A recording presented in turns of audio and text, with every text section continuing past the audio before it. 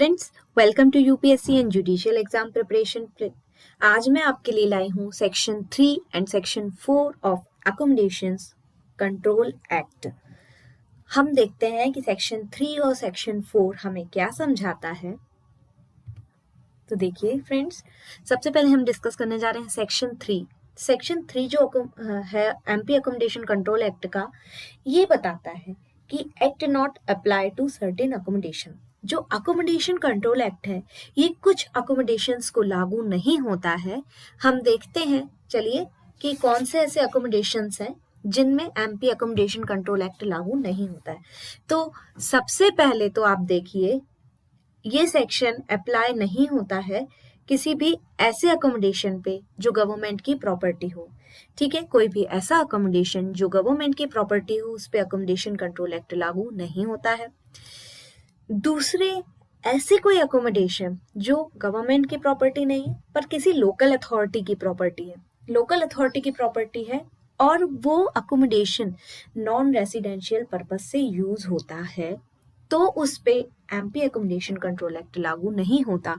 ये बहुत ध्यान देने की बात है कि यदि लोकल अथॉरिटी की ऐसी प्रॉपर्टी जो यदि रेसिडेंशियल पर्पस के लिए यूज होती तो उस पे एमपी अकोमोडेशन कंट्रोल एक्ट लागू होता, पर कोई भी ऐसी प्रॉपर्टी जो लोकल अथॉरिटी की है और नॉन रेसिडेंशियल पर्पस से यूज हो रही है उस पे ये एक्ट लागू नहीं होगा।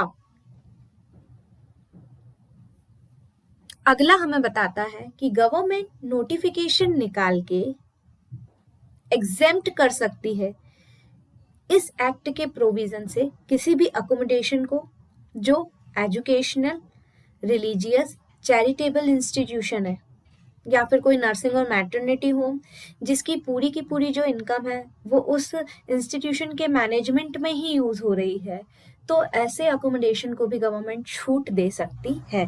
फिर से समझिए, जो इसका सब क्लॉज 2 है बहुत इंपॉर्टेंट है। अभी हमने देखा कि गवर्नमेंट की प्रॉपर्टी पे अकोमोडेशन एक्ट लागू नहीं होता, लोकल अथॉरिटी के नॉन रेसिडेंशियल पर्पस से जो अकोमोडेशन यूज हो रहे हैं उन पे भी ये एक्ट लागू नहीं होता है। गवर्नमेंट नोटिफिकेशन निकाल के किसको छूट दे सकती है, तो गवर्नमेंट नोटिफिकेशन निकाल के किसी भी ऐसी शैक्षणिक संस्था, किसी भी ऐसी धार्मिक संस्था, किसी भी चैरिटेबल इंस्टीट्यूट या कोई भी ऐसी नर्सिंग इंस्टीट्यूट या फिर कोई मैटरनिटी होम जिसकी पूरी की पूरी इनकम उस इंस्टीट्यूशन के मैनेजमेंट में, उस इंस्टीट्यूशन के वेलफेयर में ही यूटिलाइज हो रही है, उसके पूरे के पूरे उपयोग में ही यूज हो रही है, तो गवर्नमेंट उसको छूट दे सकती है कि उस पर भी एमपी अकोमोडेशन कंट्रोल एक्ट लागू नहीं होगा। 1989 में फ्रेंड्स इस सेक्शन से रिलेटेड एक नोटिफिकेशन आया था। ये नोटिफिकेशन किसने इशू किया था? स्टेट गवर्नमेंट ने। और स्टेट गवर्नमेंट ने ये बताया था कि ये एक्ट चैरिटेबल इंस्टीट्यूशन को लागू नहीं होगा। इसके बाद अभी एक लेटेस्ट केस आया है इस सेक्शन से रिलेटेड, माखनलाल वर्सेस परमानंद माहेश्वरी का, 2018 में आया है।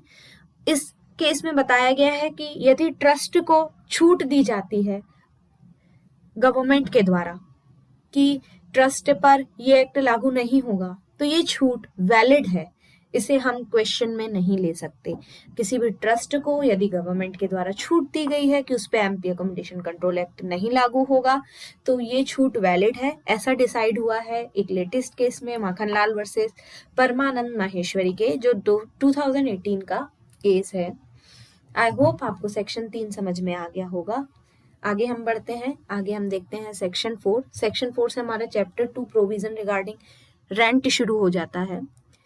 सेक्शन 4 क्या बताता है?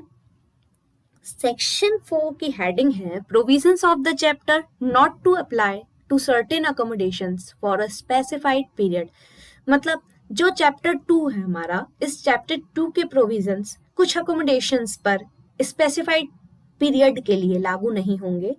चैप्टर 2 के जैसे एक बार फिर से समझिए इसको पढ़ के कि कौन से ऐसे अकोमोडेशन है जिन पे चैप्टर 2 लागू नहीं होगा। तो कोई भी ऐसा अकोमोडेशन या किसी अकोमोडेशन का पार्ट जिसका कंस्ट्रक्शन कंप्लीट हुआ है इस एक्ट के कमेंस होने के पहले या इस एक्ट के कमेंस होने के जस्ट पहले या इस एक्ट के कमेंस होने के बाद, तब उस अकोमोडेशन पे जो अभी अभी बनकर तैयार हुआ है और इसके बनने की सूचना यदि लोकल अथॉरिटी को दे दी गई है, तो जब से हमने लोकल अथॉरिटी को सूचना दी है तब से 5 साल की अवधि तक चैप्टर 2 के प्रोविजंस ऐसे अकोमोडेशन या ऐसे स्थान पर लागू नहीं होते हैं। फिर से समझिए कि कोई भी नया स्थान बना है, कोई भी नए स्थान का कोई नया भाग बना है और इसके नया बन जाने के बाद हमने इसको प्रॉपरली जो लोकल अथॉरिटी है वहां जाके सूचित कर दिया है कि ये हमारा नया कंस्ट्रक्शन बनकर तैयार हो चुका है, तब उस लोकल अथॉरिटी को जिस दिन हमने सूचना दी है उस दिन से लेके 5 इयर्स की जो अवधि है, 5 साल की अवधि तक चैप्टर 2 के प्रोविजन उस अकोमोडेशन पर, उस स्थान पर लागू नहीं होंगे। यहाँ एक्ट लागू नहीं होगा ये नहीं बोला जा रहा है, यहाँ ये बोला जा रहा है कि चैप्टर 2 के प्रोविजन ऐसे किसी अकोमोडेशन पे लागू नहीं होंगे जिसका कंस्ट्रक्शन को अभी 5 साल ही हुए हैं। ठीक है, आई होप आपको सेक्शन 3 और सेक्शन 4 बहुत अच्छे से समझ में आ गया होगा। यदि आपको नहीं समझ में आया तो आप कमेंट सेक्शन में कमेंट करके मुझसे पूछ सकते हैं। Thanks for watching.